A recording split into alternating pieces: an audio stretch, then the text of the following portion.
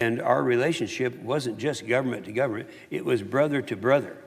You know, in February of 2017, Prime Minister Hailemariam suggested that since they're all fighting at that time, there are 9 provinces in Ethiopia. Each province has a governor. So we suggested on the phone with the members of the Senate here and of the House prayer breakfast, you know what we decided? Let's get all the governors, let's get the prime minister, let's get the members of the House, the members of the Senate, and the prime minister and the rest together, and we'll pray for them. Well, the problem was, we did this. In fact, I had 5 senators with me at that time, and we went over, and the problem was only 2 governors showed up. So 8 months later, we came back and put together the same thing and talked to them to let them know what this is all about. And it happened 8 months later, and we're just talking about it just recently. We had 9 governors who had been fighting with Hailemariam all together, and we prayed all together. Now, at the same time, there's a Congressman, Randy Hultgren, over in the House, who happens to be the chairman of the House prayer breakfast. And so he got, and the time change worked perfectly. At the time we were praying there, then you take the 7 hours differential, they were meeting the House prayer breakfast here in Washington. So he joined in. Now, I'm not smart enough to figure out how they do this. It's some kind of a thing called Skype where you can get on TV and communicate. So they were praying over there with all these House members at the same time that we were praying. And on top of that, we had a bunch of the great pages, like the pages sitting right in front of you today, all praying at the same time. This was going on all over America. And so we got together, and it worked. This same group of people who had just hated each other, who had never been in the same room before, and the prime minister, and all of us, the members of the Senate and others who were there, were all rejoicing and were embracing each other. So the majority of the people didn't, because it's different in Ethiopia. Most of the people don't live in cities, and that made this that much more difficult, because that's the reverse of the rest of the world. The vast majority of people live there in rural communities, making widespread change and development along longer and more difficult path. In Ethiopia, the tribal factions also play a greater role. Now, anyone who's been there understands this. If you go from province to province, that used to be from tribe to tribe. And they have historically not gotten along until this time.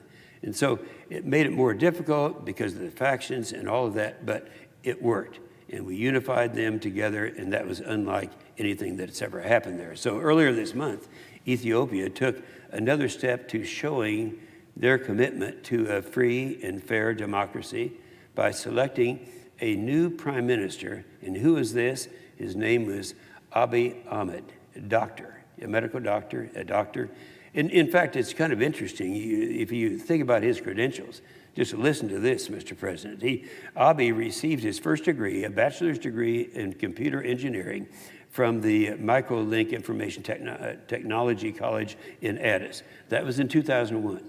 In 2005, Abiy earned a postgraduate certificate in the cryptology degree in South Africa. He holds a Master's of Arts in the Transformational Leadership and Change with Merit, earned at the Business School in Greenwich University in London, and in collaboration with the International Leadership Institute in Addis. In 2011, he holds a Master of Business Administration and the one from the Landstar College of Management and Leadership in Addis, and in partnership with the Ashland University in Ohio. In 2017, Abiy was awarded a PhD from the Institute for Peace and Security Studies from Addis University. Now, we haven't studied all the way through, but we did. We took a cursory look at that, and we believe he is the most highly educated prime minister in the history of the continent. Now, so there we are with this Dr. Abiy, who has been specially selected for this committee to democracy, to good governance, and the rule of law. I met Abiy for the first time in February of 2016 at a leaders' breakfast where he told the story of his journey in faith in Jesus.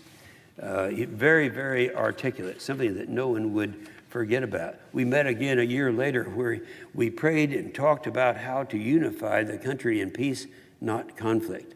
It is from these meetings that I know Abiy is committed to democracy and committed to the future of Ethiopia.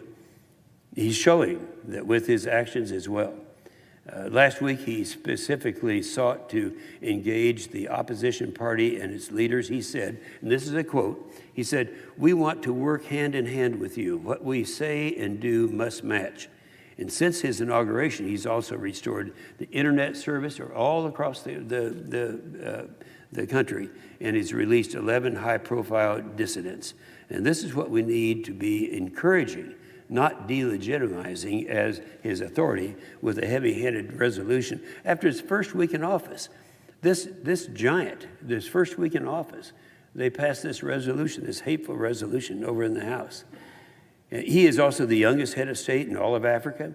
Abiy is just 41 years old. It shows an optimistic and engaged future for Ethiopia, a country where 70% of the population is less than 35 years old.